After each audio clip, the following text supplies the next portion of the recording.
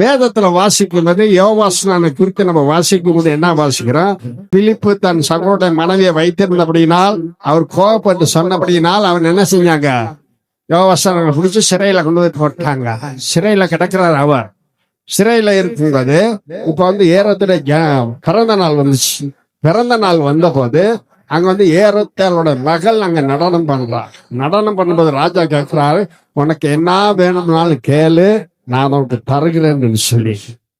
அவ என்ன செய்ய, உடனே தாய்கிட்ட ஓடி போய் கேட்கிறா. அந்த ராஜா அப்படி சொன்னாரு, நான் என்னமா கேட்கணும்? அவங்க சொன்னாங்க, நீ யோவாசனோட தலையை கேளு. அவன் நமக்கு யாரா இருக்கிறான்? சொல்ல கொடுக்குறவனா இருக்கிறான். அதனால தலையை நீ கேள் அப்படி சொல்லி அவன் தலையை ஒரு தாளத்துல வச்சு கொண்டு கொடுத்தாங்க. உடனே ஆண்டோட சீசர்கள் போய் யோவாசனை அடக்க பண்ணிட்டு திரும்பி வந்த போது ஆண்டோட கேள்விப்பட்டு அவர் வேற ஊருக்கு என்ன செய்றாரு? போக தொடங்குறதை பார்க்கிறோம். நான் ஏசனை கேட்டா, கர்த்தர் எவ்வளவு நல்லவர்.